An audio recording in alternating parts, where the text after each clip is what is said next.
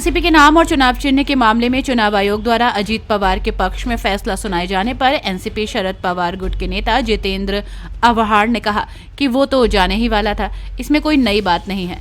उन्होंने कहा कि घर का भेद ही लंका ढाए। हम अभी भी अजीत पवार को दोषी मानते हैं। हम महाराष्ट्र में मजबूत हैं, हमें कोई डर नहीं है। हमारे पास शरद पवार हैं, सुप्रीम कोर्ट जाएंगे। वो जाने वाला ही था, उसमें कोई नई बात थोड़ी है। ये तो हमको जिस दिन हमारी नेशनल रिकग्निशन उन्होंने निकाली तभी हमें पता चला था कि ये सब हो रहा है। और अजीत पवार को पार्टी में लेके उसको उप मुख्यमंत्री बनाना ये सबसे बड़ी गलती थी हमारी। क्योंकि कहा जाता है घर का बेदी लंका ढाए, उसने लंका डुबा दी।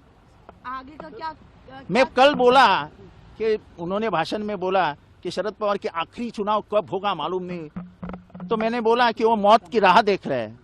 तभी वो थोड़े से गड़बड़ा गए और मेरे ऊपर बहुत जनों ने वार किया।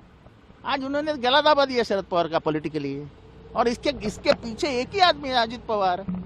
ये बाकी के लोग जो बोल रहे हैं वो तो कान फूंक रहे हैं। उनके हत्या तो अजीत पवार ने की, सगे यानी खून का रिश्ता, उस खून के रिश्ते नहीं गला दबा डाला। लेकिन अवार्ड साहब, फैसला चुनाव आयोग ने दिया है, आप लोग अभी भी अजीत पवार को दोषी मानते हैं? अभी भी हम अजीत पवार को ही दोषी मानते हैं, क्योंकि ऐसा है, ये मैनेज किया हुआ निकाल किसके वजह से आया?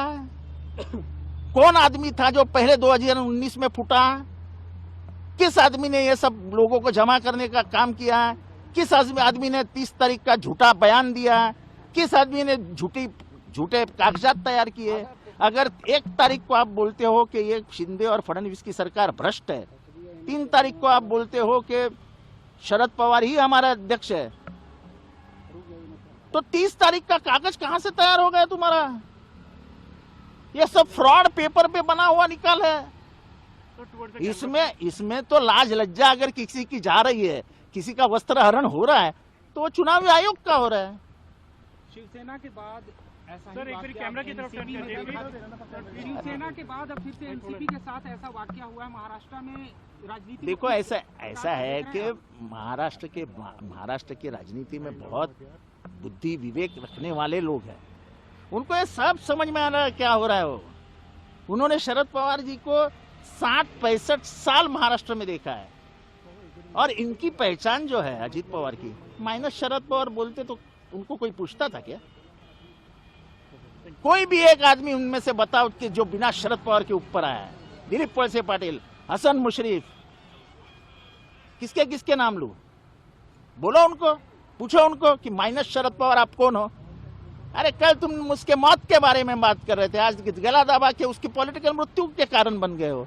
लेकिन वो फिनिक्स है, फिनिक्स जैसा पक्षी रहता है ना, जो राख से उठ के ऊपर आता है, वो शरद पवार है। आगे वैसे कदम क्या होगा? अरे आगे आलो ना, हम मजबूत है महाराष्ट्र में, हमको कोई डर नहीं है। हमारे पास शरद पवार है, जिन्होंने आज तक इनको पॉलिटिकल जन्म दिया और उनको जिंदा रखा। वो शरद पवार हमारे पास है। मौत इनकी आएगी पॉलिटिकल, हमारी नहीं।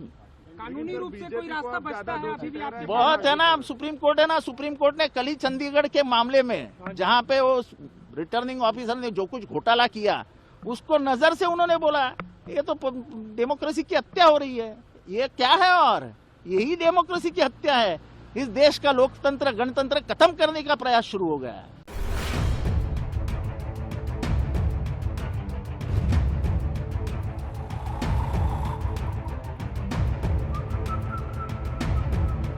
हर बड़ी खबर का असली एड्रेस है खबरनामा, इसलिए हर न्यूज अपडेट के लिए सब्सक्राइब करें और फॉलो करें खबरनामा। और इस वीडियो के लाइक बटन को प्रेस कर इस वीडियो पर कमेंट के जरिए अपनी राय देना ना भूलें।